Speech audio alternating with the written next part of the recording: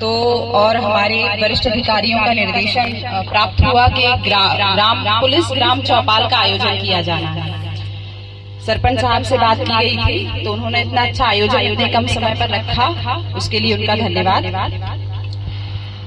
Police ग्राम चौपाल रखने का जो एक उद्देश्य है, उसका उद्देश्य मुख्यतः ये है कि हम लोग पुलिस और साधारण जन समुदाय के बीच कैसे कनेक्टिविटी बना सकते हैं। हम लोग हमारा आपसे किस प्रकार सीधा संवाद स्थापित हो सकता है। कई बार क्या होता है कि गांव के जो पुरुष सदस्य हैं उनका पुलिस से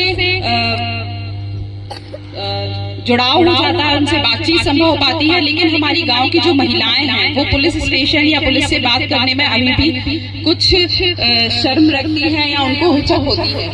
तो पुलिस का आपके गांव तक आना और आपसे बात करने का उद्देश्य एक ये है कि हम लोगों के बीच एक अच्छा नेटवर्क कनेक्टिविटी बन सके। साथ ही महिलाएं, बच्चे, गांव के जो वृद्ध वरिष्ठ नागरिक हैं उनके साथ हम लोग सीधा संवाद स्थापित कर सकें, उनकी जो समस्याएं हैं उनसे मिलकर रूबरू होकर जान सकें। आपकी जो समस्याएं आप वो हमें बता सकें और हमारी जो आपसे अपेक्षाएं हैं वो हम आपको बता सकें। तो कुछ 2-3 जो मुख्य बिंदु मुझे बताए गए हैं, वरिष्ठ अधिकारियों के द्वारा निर्देशित किया गया है, जिनको लेकर मुझे आपसे चर्चा करनी है। उसमें पहला एक मुख्य बिंदु ये है कि गांव में सीसीटीवी कवरेज। हमारे गांव में चूंकि सभी के घर संवेदनशील हैं, सुभेद्य हैं, किसी भी घटना को लेकर हम लोग सभी अपने गांव की घरों की रक्षा करने के लिए स्वयं जिम्मेदार हैं, लेकिन कहीं ना कहीं दूसरे स्तर की जिम्मेदारी पुलिस के ऊपर भी है। किसी भी प्रकार की घटना ना हो उसके लिए हम लोग आपके साथ खड़े हैं, और बिल्कुल ना हो उसके लिए एक जरूरी चीज ये होती है कि यदि आपके घर में, आपके गांव के मुख्य रास्तों पर आने और जाने के मार्गों पर यदि सीसीटीवी कवरेज उपलब्ध होगा तो हम लोगों के पास यदि कोई भी समस्या, कोई भी शिकायत आती है, चोरी की आती है, किसी भी लूट डकैती की यदि कोई वारदात अप्रत्याशित रूप से होती है तो उसमें किस प्रकार से उसका समाधान किया जा सके, अपराध का निकाल किस प्रकार हो, इन्वेस्टिगेशन में हम लोगों को हेल्प किस प्रकार हो पाए, उसके लिए सीसीटीवी लगना, सीसीटीवी फुटेज प्राप्त होना बहुत एक आवश्यक पहलू हो जाता है। आपके सरपंच साहब गांव में सीसीटीवी कितने? ठीक है, बहुत अच्छी बात कि गांव में सीसीटीवी कैमरे 4 की संख्या में हैं। हम लोग कोशिश कर रहे हैं कि जो नागरिक, आजकल बहुत फिजिबल है सीसीटीवी कैमरे लगाना, इंस्टॉल यदि करना हो किसी को अपने घर में पर्सनली, किसी को अपनी दुकान में। इमलिया गांव का बाजार भी बहुत समृद्ध है, मैंने देखा बड़ी बड़ी दुकानें हैं। यदि दुकानदार अपने दुकानों में सीसीटीवी कैमरा इंस्टॉल करवाते हैं 10-15 हजार के खर्चे में आसानी से आपकी फुल कवरेज, आपकी दुकान की सुरक्षा, आपके घरों की सुरक्षा प्लस सामने की रोड का कवरेज आपको मिल जाता है। तो मैं आपसे ये निवेदन करने आई हूँ, जो व्यक्ति सक्षम है पंचायत उसमें सहयोग करे और आप लोग स्वयं अपने सहयोग से सीसीटीवी कैमरे का कवरेज जो है, संख्या है अपने गांव में बढ़ाएं, ताकि कोई भी घटना, दुर्घटना, किसी भी प्रकार की यदि कोई घटना गांव में होती है तो हम लोग कोशिश करेंगे यदि जितनी संख्या में यदि हमारे यहाँ सीसीटीवी कैमरे लगे रहेंगे हम लोग तो अपने तरफ से प्रयास करते हैं चोरों को ढूंढने का या किसी भी घटना को डिकोड करने का, लेकिन यदि हमें वो फुटेज मिल जाती है तो वो एक हमारा एविडेंस होता है, एक साइंटिफिक एविडेंस हमारे पास हो जाता है। हम लोग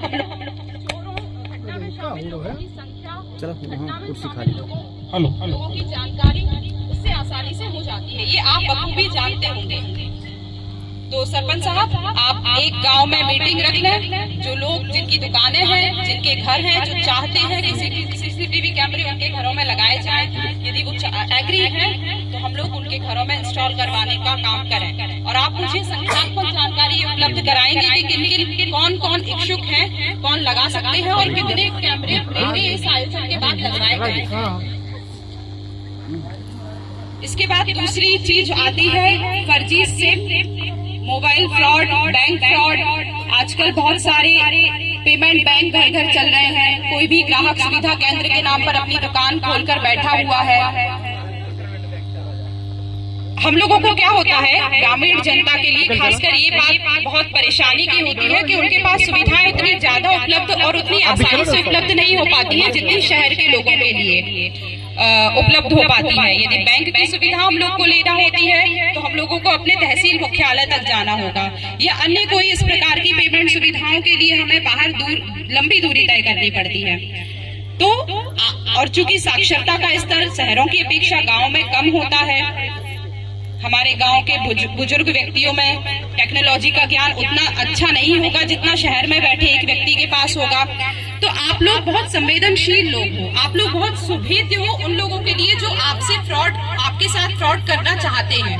तो वो इंटेंशनली अपनी दुकान खोलेंगे, यहाँ फर्जी सिम डिस्ट्रीब्यूट करेंगे, फर्जी बैंक अकाउंट खुलवाएंगे आपसे, आपका पेमेंट इस प्रकार से करेंगे। आप यदि ट्रांजैक्शन करना चाहते हैं ऑनलाइन, यदि उन ग्राहक सुविधा केंद्र के माध्यम से करवाना चाहते हैं, तो हो सकता है आपको अनजाने में अनचाहे आपके पैसों का फर्जी ट्रांजैक्शन हो जाए उनके द्वारा। सरपंच साहब, कितने ग्राहक सुविधा केंद्र है हमारे? दोनों रजिस्टर्ड हैं, लाइसेंस है दोनों के पास। यही दिक्कत है, जितने भी ग्राहक सुविधा केंद्र हमारे यहाँ खुले हुए हैं, आप मुझे रिटर्न में जानकारी देंगे।